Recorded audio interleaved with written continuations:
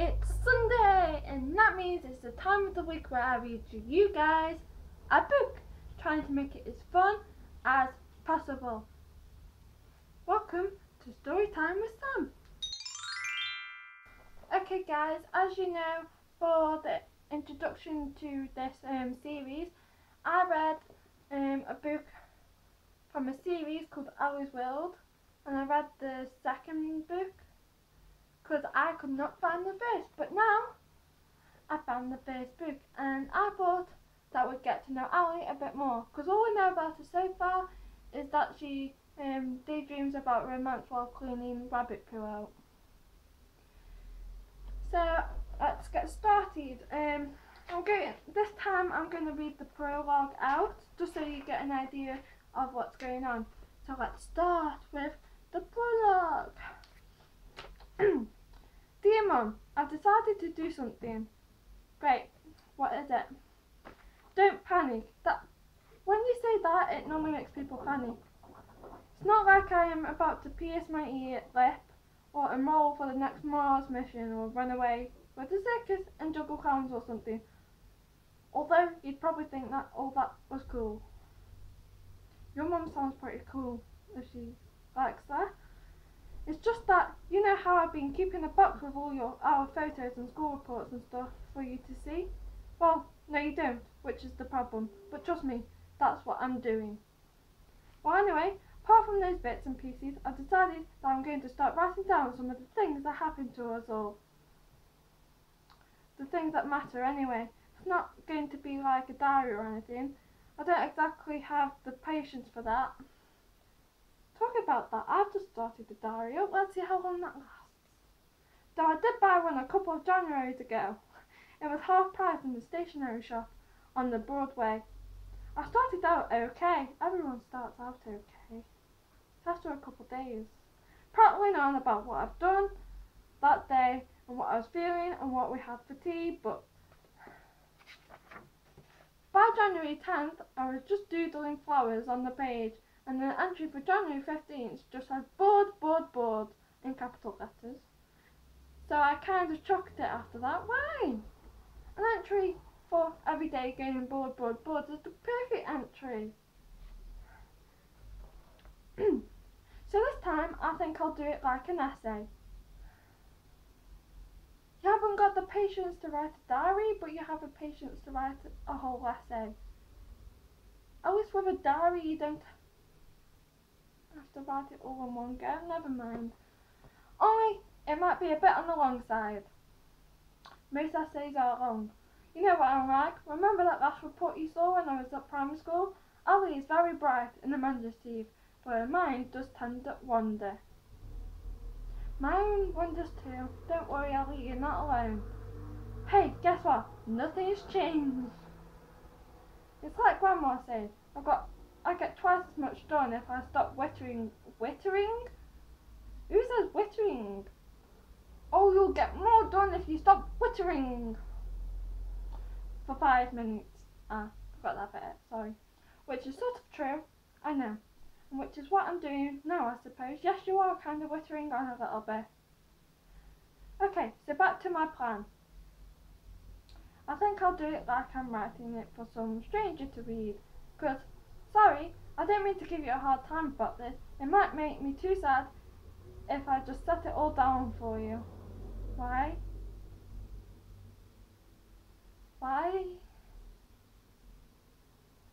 To be fair, at this point it sounds like your mum isn't with you anymore, and that if she came back she would kind of be a stranger, so I suppose that makes sense. I suppose that's because I know it's not exactly like you come walking through the door in the next 2 minutes or anything and beg to read this. But then, if by some mind-blowing magic you did, poof, magic, you know, you'd have all our pictures and things to look at and be able to read all my stories about what's been going on with me and Lynn and Rowan and Tor and of course Dad. I'm guessing that's his siblings that she just mentioned there. Speaking of Dad, I think I'll start with his 40th birthday, because that's a brilliant place to start. The 40th. None of the others, the 40th.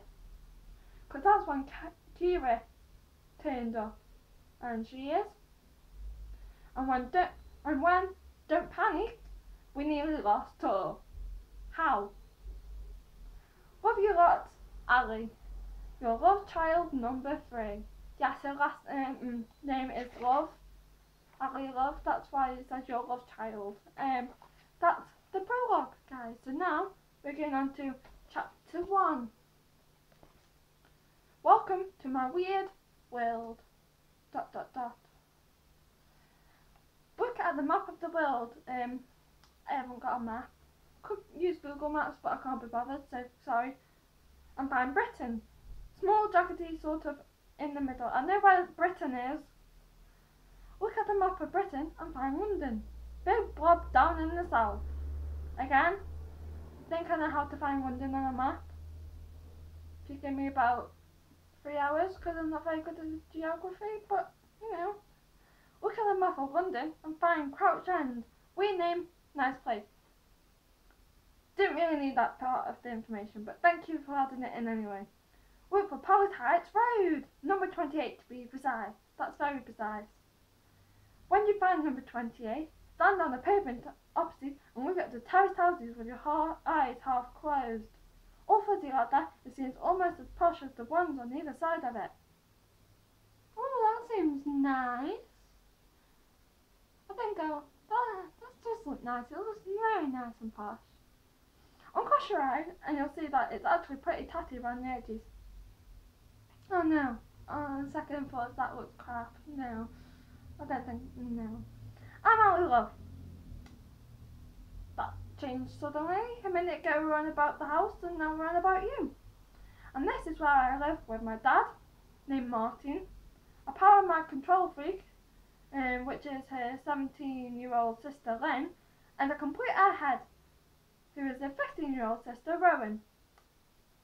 You're calling your sister airhead? Okay. And a space cadet, my 7-year-old brother Tor. Okay, so now look up past the big bay living room window, past the first floor bay, which is a sister Rowan's room, till you see a tiny window at the top. My attic bedroom. Oh, you live in an attic. That sounds awesome. I mean, imagine having a skylight at the top and you'd be able to look out at the stars and stuff. Although, I'm not really a big fan of attics, so I'd probably freak out. But never mind. That's why I've woken up nearly every morning for all my 13 years I've been on this planet. And why I'm normally very happy to wake up. Except for one particular morning. It was weird. For some reason, my whole head was vibrating. Yes, that's very normal. But then, there was plenty of weird things in this world, like nose hair. I mean, the point is that it's there to... let me start that sentence again. I mean, if the point is that it's there for protection, then why doesn't it grow in your mouth too?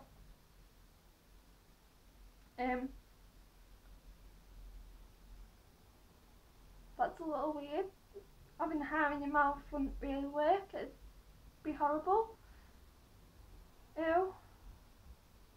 Why did you even think that? That's just really weird. Oh, and then it goes on to say, and electricity is also weird, apparently.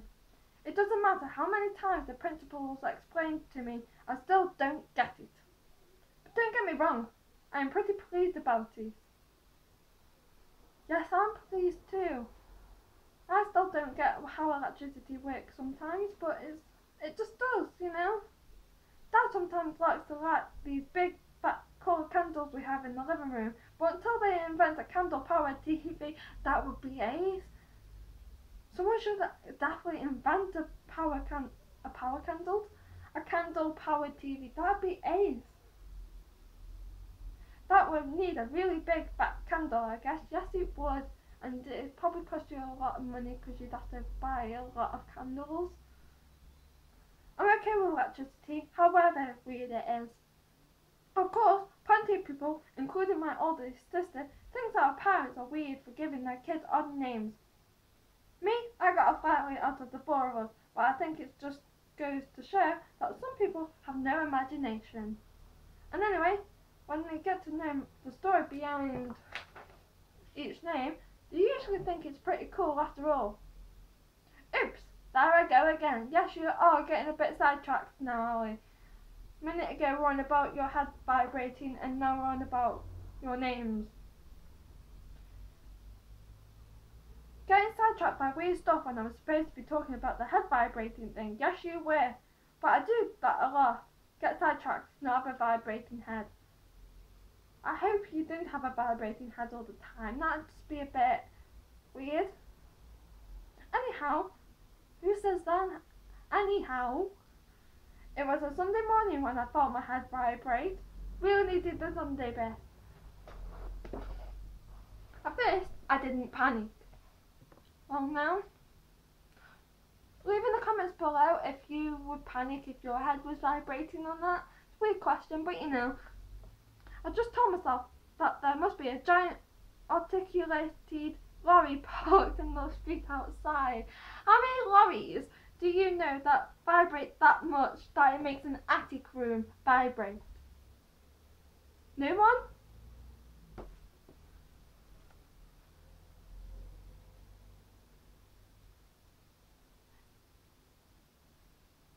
It's engine bobbing so hard that it was shaking the house from the foundation right up to my little room under the eaves.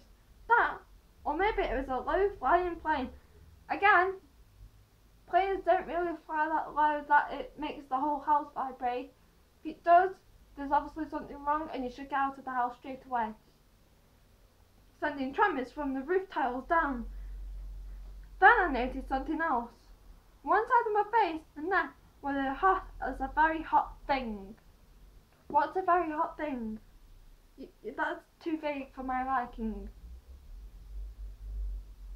A vibrating head and a burning hot face. Oh no, what's happening to it? Okay, so then I started to panic. Help! I have a vibrating head! I'm gonna die! Compared to people like my hair-head sister Rowan, my ditzy batchmate Sandy, I know I come over like I'm confident and logical. But underneath, I'm basically a world-class warrior. That is me too. I come across as, well, I don't exactly come across confident, because, no. But, you know, what have they told us at school about meningitis? Did the telltale signs include victims hearing a persistent droning noise that made their heads vibrate? Pretty sure they didn't. Was it a common sign to feel one side of your face burning off? I'm not quite sure. I couldn't remember. No, I can't either. Then all of a sudden, the noise and the vibration stopped. Just like that. In its place, there was silence. Broken only by one small noise. I cannot make that noise. Sniff. Sniff. My eyes flicked open. My eyes was flicked open too with that noise. I was awake and instantly flooded with relief.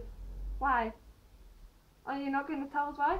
I didn't have the first warning signs of meningitis. We didn't think you had it anyway. I wasn't about to be carted off to the Whittington Hospital down the road. I turned my head on the pillow and found myself nose to nose with Colin. Colin? Who's Colin? Hello? Don't mind me, I muttered as he moved in his sleep, settling himself more comfortably in the cozy pile of people fur that he'd come across. People fur? As I tried to pull my long brown hair slowly out from under him, he gave another snuffly cat snort. Oh, he's a cat! I should know this. I've read these books before, but it's been ages, so, you know. Colin is a cat guy. And started off with his loud droning purr again. Freeing myself, I flung back the duvet and left Colin to it. I padded over the old worn carpet and did the morning ritual. Ritual? Cool. I've done ever since I was tall enough to reach the ledge on my tiptoes, staring out of a tiny window at the view of Palace, perched on top of one of London's only proper hills. Well, Ali love, I said to myself, you could have been famous. You could have gone down in medical history as the first person to suffer from vibrating head syndrome. Yes, that would have been great to go down in history for. I shot a glance backwards in the direction of Colin, who was now sprawling his whole body and 3 legs, I'll explain later, across the whole pillow. Then I thought of something truly weird. Do cats' heads vibrate when they purr? I walked back over to Colin and clapped my fingers around his face. Wow, that sounds very violent. Yow! That doesn't really sound like a cat, I'm so sorry. My scientific experiment didn't prove the vibrating theory. What it did do was show that cats really don't appreciate having their head squeezed when they're sleeping. What about never? They don't appreciate it at any point, never mind when they're sleeping. Trust me, I've got the bite marks to prove it. I could imagine that any cat would bite you if you tried to do that. Now that I knew I wasn't going to die, well, eventually yeah, but not right this second, I should have been skipping down the stairs to breakfast.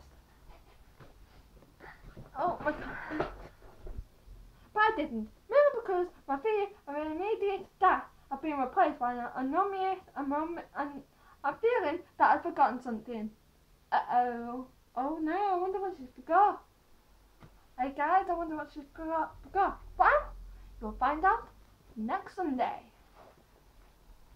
So if you've enjoyed this, please like, comment below, and if you're new, don't forget to subscribe. Bye!